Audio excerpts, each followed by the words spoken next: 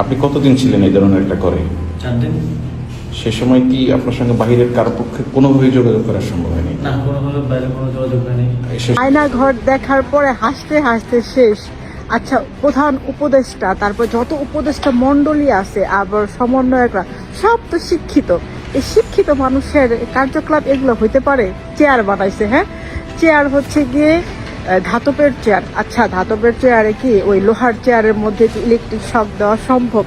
ছোটবেলা থেকে এই পর্যন্ত এত সিনেমা দেখে আসছি, শক দেওয়ার চেয়ার হয় কাঠের চেয়ার।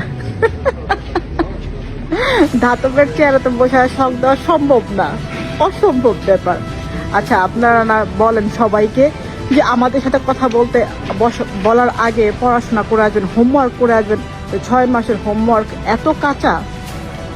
আর ওই যে গোলামের পুঁতে গামছা দেখাইলো, এখন দিদি আয়না করে গোলাপি রঙের তোয়াইল্লা।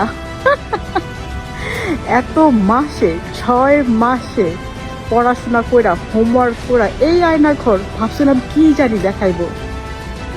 হাস্যকর আয়না ঘর দেখলাম। এতটুকু শিক্ষা আপনাদের মধ্যে নাই। আমাদের বলতেন, আমরা বলে দিতাম সিনেমা দেখে দেখে যে আয়না ঘরটা কেমন হবে। আফসোস লাগলো, দুঃখ লাগলো, কষ্ট পাইলাম। প্রতিজ্ঞায় ছিলাম কি জানি এটা বানাবে।